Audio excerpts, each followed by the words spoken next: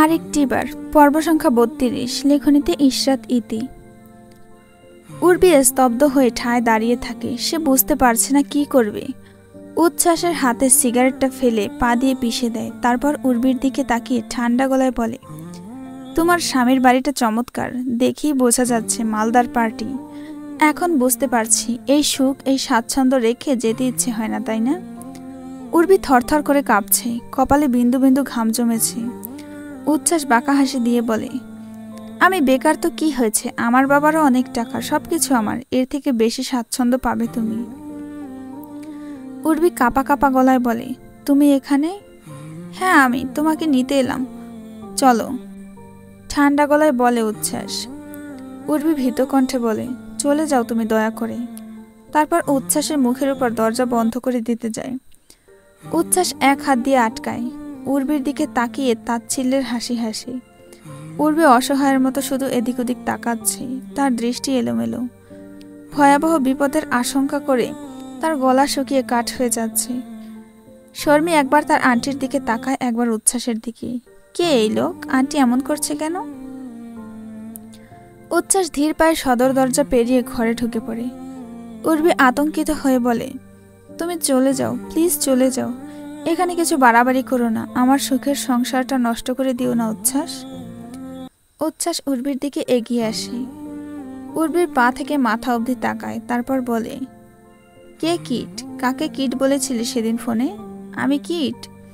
এখন তবে কিটের মতোই আচরণ করব। উর্বি কিছু বলে না, হাতের ফোনটার দিকে তাকায়। এর মধ্যে ইলেকট্রিসিটি চলে আসে। উর্বি একপল উচ্ছ্বাসের দিকে তাকিয়ে কাঁপা কাঁপা হাতে রওনাফের নাম্বার ডায়াল করে। উচ্ছ্বাস ফোনটা কেড়ে নিয়ে আছাড় মেরে ফোনটা ফ্লোরে ফেলে দেয়। উর্বি মুখ চেপে ধরে তাকিয়ে থাকে সেদিকে, তারপর উচ্ছ্বাসের দিকে তাকায়। উচ্ছ্বাসের শীতল দৃষ্টি তার ভেতরটা নাড়িয়ে দিচ্ছে। শর্মী চেঁচিয়ে উঠে বলে, এই কে আপনি? আপনি আন্টির সাথে এমন করছেন কেন? অভদ্র লোক কোথাকার, বেরিয়ে যান আমাদের বাড়ি থেকে। উচ্ছ্বাস শর্মীর দিকে তাকায়, তারপর তাচ্ছিল্য মাখা হাসি দিয়ে উর্বির দিকে তাকিয়ে বলে, তোমার পাতানো মেয়ে? শর্মী চেঁচিয়ে বলতে থাকে, বেরিয়ে যান বলছি, আপনি জানেন না আমার পাপা কে? উচ্ছ্বাস হাসে। কিছুক্ষণ হেসে উর্বির দিকে কঠিন দৃষ্টি দিয়ে তাকিয়ে বলে, চলো, ভালোই ভালোই বলছি। উর্বি পিছু এগোতে থাকে। মাথা নাড়িয়ে আতঙ্কিত গলায় বলে, দয়া করে চলে যাও, আমি বিবাহিত উচ্ছ্বাস, আমি আমার স্বামীকে ভালোবাসি। উর্বি কথাটা শেষ করতে না করতে উচ্ছ্বাস এসে উর্বির গলা চেপে ধরে। শর্মী ভয় পেয়ে দাদু বলে বিকট চিৎকার দেয়। রওশনারা মোনাজাতে ছিলেন। মোনাজাত শেষ করতেই শর্মীর চিৎকার শুনে সে জায়নামাজ রেখে উঠে দাঁড়ায়। নিচে শর্মী চেঁচাচ্ছে। তড়িঘড়ি করে রওশনারার ঘর থেকে বেরিয়ে এসে সিঁড়ির কাছে দাঁড়ান। নিচে তাকাতেই সে হতভম্ব হয়ে যায়। বৌমাকে কেউ গলা চেপে ধরেছে। শর্মী ভয় পেয়ে চেঁচাচ্ছে। রওশনারা দ্রুত সিঁড়ি বেয়ে নিচে নামতে থাকে। উচ্ছ্বাসের দিকে তাকিয়ে চেঁচিয়ে বলতে থাকে, এই ছেলে, কে তুমি? আমার বৌমাকে মারছো কেন? এই ছাড়ো, আমি এক্ষুনি পুলিশকে ফোন করব। উচ্ছ্বাস উর্বিকে ছাড়ে না। দাঁতে দাঁত চেপে উর্বির দিকে তাকিয়ে বলে, স্বামীকে ভালোবাসি, স্বামীকে ভালোবাসি, স্বামীকে ভালোবাসি, সেই এক কথা, একবারে জানে শেষ করে ফেলবো। উর্বির চোখ বেয়ে পানি পড়ছে। উচ্ছ্বাসের হাত থেকে ছাড়া পেতে প্রাণপণ চেষ্টা করছে সে। রওশনারা ছুটে এসে উর্বিকে উচ্ছ্বাসের হাত থেকে ছাড়াতে চায়। বৃদ্ধ শরীরে সর্বোচ্চ শক্তি ব্যয় করেও পারছে না। উচ্ছ্বাস হিংস্রতার সাথে রওশনারাকে ধাক্কা দিয়ে ফেলে দেয়। রওশনারা সোফার উপর গিয়ে পড়ে। সোফার হাতলে কপালে বাড়ি খেয়ে কপাল কেটে যায় তার। মৃদু আর্তনাদ করে ওঠে রওশনারা। উর্বি উচ্ছ্বাসের দিকে থেকে নিজেকে কোনোমতে ছাড়িয়ে নিয়ে মা বলে বিকট চিৎকার দিয়ে রওশনারার দিকে ছুটে যায়। হাঁটু গেড়ে বসে কাঁদতে কাঁদতে বলে, মা, আপনার কষ্ট হচ্ছে? শর্মী মুখে হাত চেপে ধরে ডুকরে কেঁদে ওঠে। উর্বি উচ্ছ্বাসের দিকে ঘৃণা মিশ্রিত দৃষ্টি দিয়ে তাকায়। উচ্ছ্বাস সেই দৃষ্টি অগ্রাহ্য করে এসে উর্বির চুলের মুঠি ধরে টানতে টানতে সদর দরজার দিকে নিয়ে যায়। চেঁচিয়ে চেঁচিয়ে বলতে থাকে, চল চল আমার সাথে, বেশি বাড়াবাড়ি করবি তো আমিও বাড়াবাড়ি করে দেব। রওশনারা কপালে হাত চেপে কাতরাতে কাতরাতে শর্মীকে বলে, দাদু, শিগগিরই তোমার পাপাকে ফোন দাও, শিগগিরই। শর্মী তাই করে মেঝে থেকে ফোনটা উঠিয়ে রওনাফের নাম্বার ডায়াল করে। রওনা ফোন রিসিভ করে বলে, হ্যাঁ মামনি বলো। শর্মি কেঁদে ওঠে, পাপা। কি হয়েছে মামনি? রওনাফের কণ্ঠে উৎকণ্ঠা। একটা লোক বাড়িতে ঢুকেছে, আন্টিকে মারছে, খুব মারছে আন্টিকে, জোর করে নিয়ে যেতে চাইছে। হোয়াট? চেঁচিয়ে ওঠে রওনা। শর্মি আর কিছু বলার আগেই উচ্ছ্বাস এসে শর্মির হাত থেকে ফোন কেড়ে নিয়ে আবারও মেঝেতে ছুঁড়ে মেরে শর্মিকে সজোরে একটা চড় মারে। শর্মি চর ধাক্কা সইতে না পেরে মেঝেতে পড়ে যায়। উর্বি ছুটে এসে ওকে জড়িয়ে ধরে কাঁদতে কাঁদতে বলে, আম্মু তোমার লেগেছে? কোথায় লেগেছে? শর্মি গালে হাত চেপে উচ্ছ্বাসের দিকে ভয়ার্ত চোখে তাকিয়ে আছে। তার মাথা ঝিমঝিম করছে। উচ্ছ্বাস উর্বিকে টানতে থাকে। উর্বি উঠে হাত বাড়িয়ে ছোট টেবিলের উপর থেকে একটা পেপার ওয়েট তুলে নেয়, ছুঁড়ে মারে উচ্ছ্বাসের দিকে। উচ্ছ্বাসের গায়ে পড়লেও তাতে কিচ্ছুটি হয় না উচ্ছ্বাসের। সে এসে আবারও উর্বির চুলের মুঠি ধরে। উর্বি উচ্ছ্বাসকে ধাক্কা দিয়ে সিঁড়ি বেয়ে উপরে উঠতে থাকে। তার গায়ে কোনো শক্তি খুঁজে পাচ্ছে না সে। শরীরটা নিস্তেজ হয়ে পড়ছে। উচ্ছ্বাস উর্বির পিছু পিছু ছুটে যায়। রওশনারা বসে বসে কাতরাচ্ছে, খুব আহত হয়েছে সে। অতটুকু ধাক্কা তার বৃদ্ধ শরীরটাকে ঘায়েল করার জন্য যথেষ্ট। শর্মি তার দাদুর মুখের দিকে একবার তাকিয়ে ছুটে যায় দোতলায়। মেঝেতে পড়ে থাকা ফোনে রওনা ফোন দিয়েই যাচ্ছে, কেউ ফোন রিসিভ করছে না। উর্বি তার ঘরে ঢুকে দরজা লাগিয়ে দেয়। সে হাঁপাচ্ছে। সে এখন কি করবে? সে বুঝে গিয়েছে উচ্ছ্বাস তাকে ছাড়বে না। ও উন্মাদ হয়ে গিয়েছে। উর্বি কি করবে এখন? শরীরটা তাকে আর সায় দিচ্ছে না।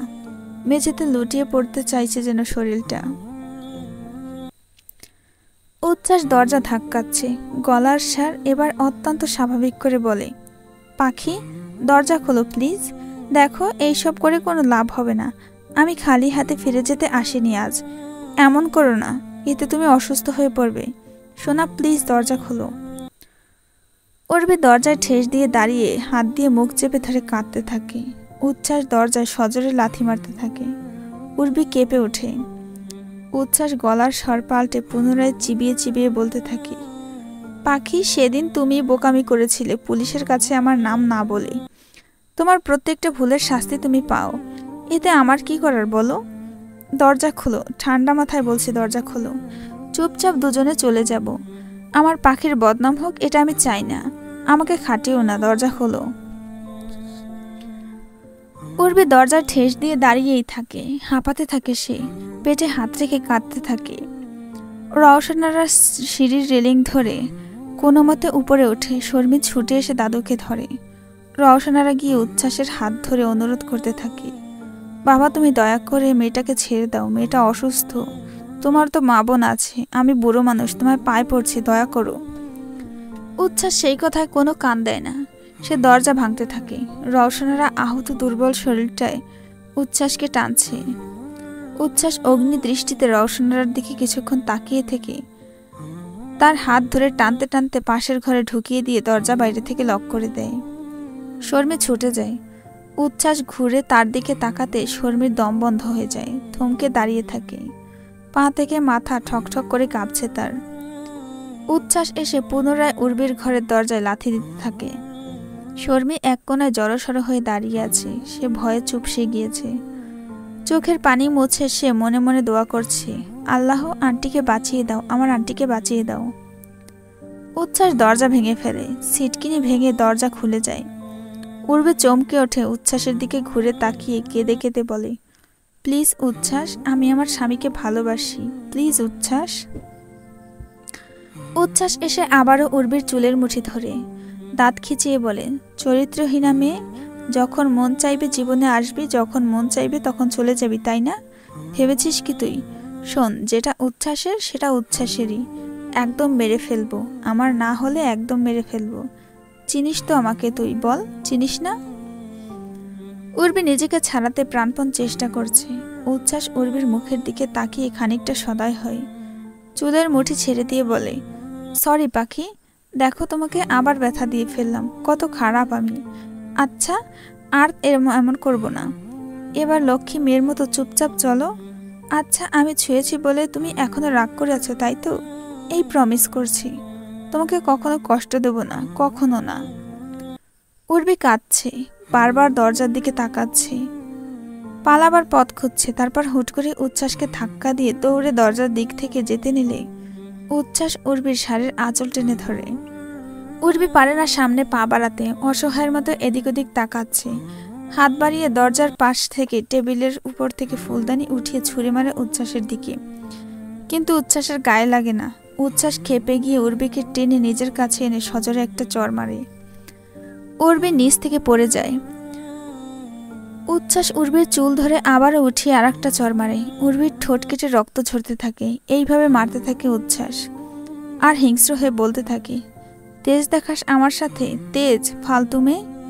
উর্বি আর সহ্য করতে না পেরে আল্লাহ বলে বিকট চিৎকার দিয়ে ওঠে। উচ্ছ্বাস তবুও থামছে না। রেগে মেগে আরও একটা চড় মারতেই উর্বির ছোট্ট একটি সেন্টার টেবিলের উপর পড়ে যায়, যার ফলে পেটে ভীষণ আঘাত পায়। ব্যথায় কোকিয়ে ওঠে সে। শর্মী ছুটে গিয়ে দরজা খুলে ফ্লোরে পড়ে থাকা রওশনারাকে ধরে চিৎকার দিয়ে কাঁদতে কাঁদতে বলে, ও দাদু, তুমি ওঠো না, আন্টিকে খুব মারছে। রওশনারা হাঁপাচ্ছে, হাঁপাতে হাঁপাতে বলে, তুমি গিয়ে ফোনটা আনো, 999-এ ফোন দিতে হবে, যাও দাদু। রনব শেষবারের মতো উর্বি, শর্মী, রওশনারার ফোনে ফোন দিতে চেষ্টা করে। শেষে হাল ছেড়ে দিয়ে পুলিশ স্টেশনে ফোন লাগায়। তার হাত কাঁপছে, বড্ড অসহায় লাগছে নিজেকে। সামিউল এখনও বাড়িতে ফেরেনি। রনব দ্রুত ওয়ালেট পকেটে তুলে অনলাইনে রাজশাহী টু ঢাকা প্লেনের টিকিট কেটে অন্তরাকে ডাকতে থাকে। অন্তরা ছুটে আসে। রনব লম্বা লম্বা পা ফেলে ফ্ল্যাটের সদর দরজার কাছে যেতে যেতে বলে, আমি ঢাকা ফিরছি, 9:20 ফ্লাইট। এই রাতে ভাইয়া? অবাক হয় অন্তরা। It's urgent. গলা কাঁপছে রওনাফের, মস্তিষ্ক কাজ করছে না তার। রুদ্ধশ্বাসে বেরিয়ে যায় ফ্ল্যাট থেকে। যেতে যেতে সবার সাথে যোগাযোগের চেষ্টা করতে থাকে সে। উচ্ছ্বাস উর্বির যন্ত্রণায় নীল হয়ে যাওয়া মুখটার দিকে তাকিয়ে থেমে যায়। তারপর খানিক বাদে এসে চুলের মুঠি ধরে।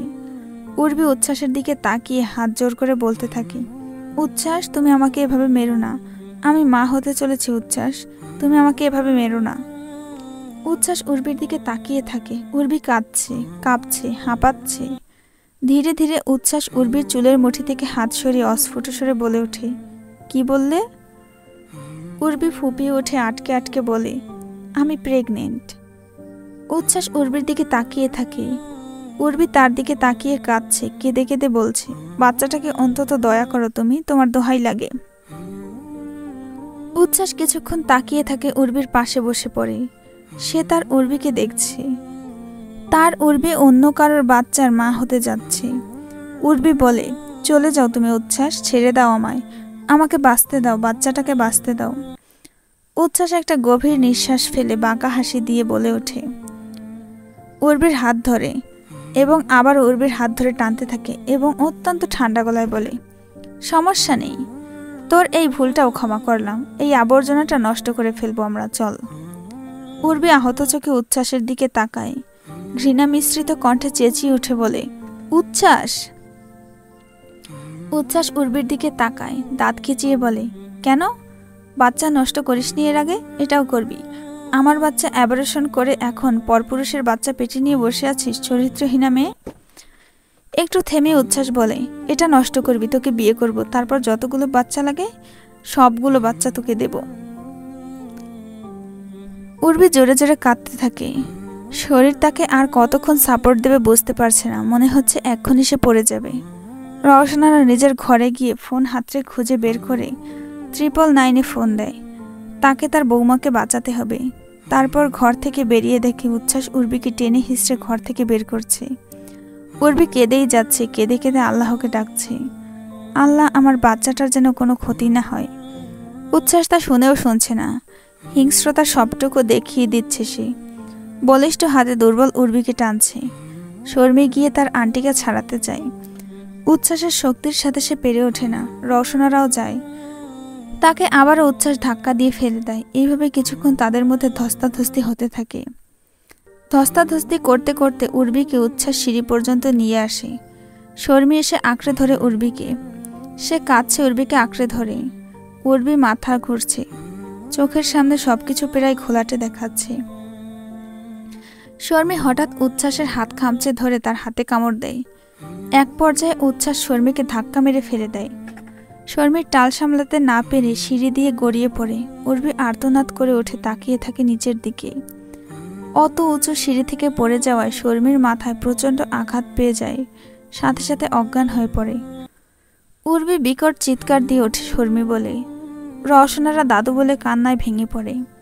উর্বি উচ্ছ্বাসকে ধাক্কা দিয়ে দৌড়ে সিঁড়ি বেয়ে নামছে, চেঁচিয়ে বলছে, আল্লাহ তুমি আমার মেয়েটাকে কোনো ক্ষতি হতে দিও না আল্লাহ। রওশনারা নামছে খুঁড়িয়ে খুঁড়িয়ে। উর্বি শর্মিকে এসে ধরে। শর্মির মাথার পেছন থেকে রক্ত ঝরছে। উর্বি শর্মির রক্তাক্ত মাথাটা কোলে রেখে তরপাতে থাকে। সে যেন গলা কাটা মুরগি, গগনবিদারী চিৎকার দিয়ে কাঁদতে থাকে, যেন তার কণ্ঠনালী ছিঁড়ে যেতে চাইছে। রওশনারা এত রক্ত দেখে ধপ করে বসে পড়েন। আল্লাহ তার মাসুম নাতনিটিকে এত কষ্ট দিতে পারলেন।